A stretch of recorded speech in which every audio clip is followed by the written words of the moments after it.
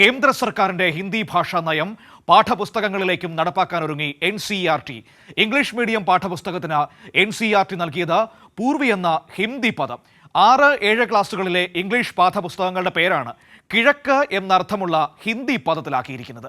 വിവരങ്ങളുമായി സിബി ദില്ലിയിൽ നിന്ന് ചേരുകയാണ്. സിബി, നമ്മുടെ രാജ്യത്തിൻ്റെ വ്യത്യസ്തതകളെ, നാനാത്വത്തെയൊക്കെ ഇല്ലാതാക്കുന്ന ഒരുപാട് ശ്രമങ്ങൾ നടക്കുന്ന ഒരു കാലഘട്ടത്തിലാണ്, അത്തരത്തിലുള്ള ആക്ഷേപങ്ങൾ നമ്മൾ കണ്ടുകൊണ്ടിരിക്കുന്ന ഒരു കാലഘട്ടത്തിലാണ് ഇപ്പോഴിതാ ഹിന്ദി ഭാഷയുമായി ബന്ധപ്പെട്ട വലിയ വിവാദങ്ങളിലേക്ക് പോകുന്നത്.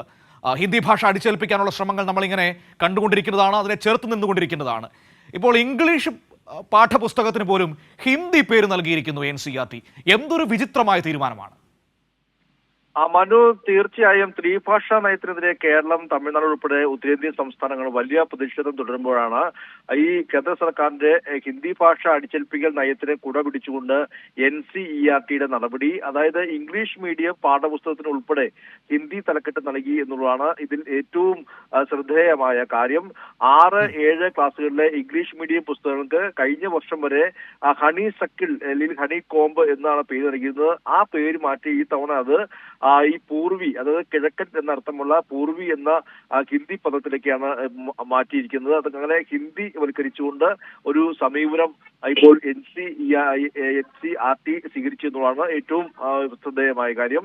മറ്റൊന്ന്, ഈ 1-2 ക്ലാസ്സുകളിലെ പാഠപുസ്തകങ്ങൾക്ക് യഥാക്രമം മൃദംഗ്, സന്തൂർ എന്ന് പേര് നൽകി. അതായത് ഇതെല്ലാം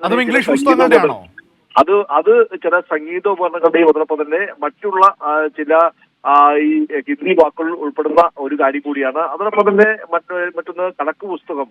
കണക്ക് പുസ്തകത്തിന്റെ പേര് ഹിന്ദി വെർഷൻ ഗണിത പ്രകാശ് എന്നാണ്. അങ്ങനെ ആ കണക്ക് പുസ്തകത്തിന്റെ പേരും ഇംഗ്ലീഷ് ഹിന്ദി വെർഷനുകൾക്കും ഒരേ പേര് ഗണിത പ്രകാശ് എന്ന ഹിന്ദി പേര് നൽകി.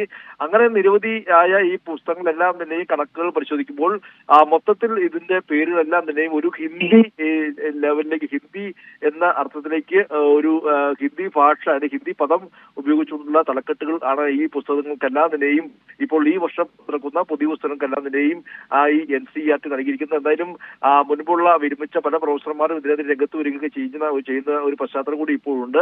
പക്ഷേ നമുക്കറിയാം, കൃത്യമായി കേന്ദ്ര സർക്കാരിന്റെ ഹിന്ദി ഭാഷ അടിച്ചേൽപ്പിക്കാനുള്ള പുതിയ തീരുമാനത്തിന്റെ ഭാഗം തന്നെയാണ് NCERT നടപ്പാക്കി വരുന്നത്. മനു, തീർച്ചയായും അതൊരു വളരെ പ്രധാനപ്പെട്ടതാണ്. നോക്കൂ, ഇവിടെ ഒരു ഭാഷ, ഒരു രാജ്യം, ഒരു തെരഞ്ഞെടുപ്പ്, അവസാനം ഒരു ഭരണാധികാരി എന്ന രീതിയിലേക്കുള്ള സംഘപരിവാറിൻ്റെ, RSSന്റെ കൃത്യമായ ഒരു ലാൻഡിംഗ് അല്ലേ നമ്മളിവിടെ ഈ ത്രിഭാഷാ നയത്തിൽ ഇപ്പോൾ ഈ ഹിന്ദി ഭാഷ അടിച്ചേൽപ്പിക്കുന്നതിലൂടെ നമ്മൾ കാണേണ്ടി വരുന്നത്? അതിൻ്റെ ഭാഗമായിട്ടല്ലേ ഇംഗ്ലീഷ് പുസ്തകത്തിന് പോലും പൂർവി എന്ന പേര്, ഹിന്ദി പദം നൽകിക്കൊണ്ട് അവർ ചെയ്യാൻ ശ്രമിക്കുന്നത്? ഈ രാജ്യം എങ്ങോട്ടേക്കാണ് സിബി പോകുന്നത് എന്ന് നമ്മൾ കഴിഞ്ഞ ദിവസങ്ങളിലൊക്കെ ഉയർന്നു വരുന്ന ചോദ്യത്തിന് ഇപ്പോൾ ഒരു ഉത്തരം ലഭിക്കുകയാണ്. മനു, തീർച്ചയായും ഒരു രാജ്യം, ഒരു തിരഞ്ഞെടുപ്പ്, അതോടൊപ്പം തന്നെ എല്ലാം ഒന്ന് ഏകീകരിക്കുക, വ്യത്യസ്തങ്ങളായ അല്ലെങ്കിൽ എല്ലാ സംസ്കാരങ്ങളെയും ഭാഷകളെയും അംഗീകരിക്കാത്ത ഒരു നിലപാടാണ് കേന്ദ്ര സർക്കാർ, ഈ നരേന്ദ്രമോദി സർക്കാർ 2014 മുതൽ സ്വീകരിക്കുന്നത്. അതിലേക്ക് ഇപ്പോൾ ഈ രാജ്യത്തെ ഒന്നാകമാനം എത്തിക്കുന്ന ഒരു രാഷ്ട്രീയ സാഹചര്യം കൂടിയുണ്ട്. അതിന്റെ ഭാഗമായിട്ടാണ് ഒരു രാജ്യം, ഒരു തിരഞ്ഞെടുപ്പ് പോലുള്ള ആശയങ്ങൾ, RSSന്റെ ആശയങ്ങൾ കൃത്യമായി അടിച്ചേൽപ്പിക്കുന്നത്. നമുക്കറിയാം, മുൻപ് പാഠപുസ്തകങ്ങളെ കാവ്യവൽക്കരിക്കാനുള്ള ശ്രമം നടത്തുന്നു. അതുകൂടാതെ നമ്മുടെ ചരിത്രങ്ങളെ പോലും വളച്ചൊടിച്ചുകൊണ്ടുള്ള സ്ഥിതിയിലേക്ക് കാര്യങ്ങൾ പോകുന്നു. അങ്ങനെ പാഠപുസ്തകമാകമാനവും ഈ NCERT എല്ലാം നിലയും മാറ്റി എഴുതുന്ന ഒരു പശ്ചാത്തലവും അതിനെതിരെ വലിയ പ്രതിഷേധമെല്ലാം തന്നെ ഉയർന്നിട്ടുണ്ട്. ഇപ്പോൾ ഏറ്റവും പുതിയതായുള്ള ഒരു ത്രിഭാഷാ നയം നടപ്പിലാക്കുന്ന ഒരു സാഹചര്യം ഉണ്ടാകുന്നു. തമിഴ്നാട് ഉൾപ്പെടെ എല്ലാം തന്നെയും വളരെ വലിയ പ്രതിഷേധത്തിലാണ്. പലപ്പോഴും സൗത്ത് ഇന്ത്യയിൽ നിന്നുള്ള MP-മാരെല്ലാം തന്നെയും ഇതിനെതിരെ വലിയ പ്രതിഷേധം പാർലമെന്റ് അകത്തും പുറത്തും എല്ലാം തന്നെയും തീർത്ത ഒരു പശ്ചാത്തലം കൂടിയുണ്ട്. എന്തായാലും RSSന്റെ കൃത്യമായ അജണ്ടയാണ് ഒരു രാജ്യം, മുതലെടുപ്പ്, അതുപോലെ ഒരു ഭാഷ എല്ലാം ഏകീകരിക്കുന്ന ഒരു രീതിയിലേക്ക് വ്യത്യസ്തങ്ങളായ അല്ലെങ്കിൽ വ്യത്യസ്തതയെ അംഗീകരിക്കാതിരിക്കുക എന്നുള്ളത് ഈ RSSന്റെ അജണ്ടയാണ്. ഈ അജണ്ട ഇപ്പോൾ കൊച്ചുകുട്ടികൾക്ക്, അതായത് 1-2 ക്ലാസ്സിൽ പഠിക്കുന്ന കുട്ടികളിലേക്ക് പോലും അതിന്റെ ആ ഒരു ഭാഷ, ഹിന്ദി ഭാഷ അടിച്ചേൽപ്പിക്കുന്ന ഒരു നയത്തിലേക്ക് RSS ഒക്കെ വളരെ കൃത്യമായി ചെല്ലുന്നു. അതിന്റെ ഭാഗമായിട്ടാണ് ഈ ഒരു പാഠപുസ്തകങ്ങൾ പോലും ഈ ഹിന്ദി ഭാഷ ബോധപൂർവം അടിച്ചേൽപ്പിക്കുന്നത്. 1-2 ക്ലാസ്സിലുള്ള ഇംഗ്ലീഷ് പാഠപുസ്തകങ്ങളുടെ പേരാണ് മൃദംഗ്, അതോടൊപ്പം തന്നെ സന്തൂർ എന്നൊക്കെയാണ് അതിന്റെ പേര്.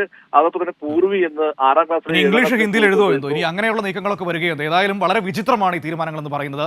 തീർച്ചയായും ഇത് ഹിന്ദി ഭാഷ അടിച്ചേൽപ്പിക്കാനുള്ള ശ്രമം. ഏത് ഭാഷയും പഠിക്കുന്നതിനോട് നമ്മൾക്ക് എതിർപ്പില്ല. പക്ഷേ ഒരു ഭാഷ മാത്രം പഠിച്ചാൽ മതി, അതാണ് ഇന്ത്യയുടെ ഭാഷ എന്ന് പറഞ്ഞാൽ അംഗീകരിക്കാൻ കഴിയില്ല.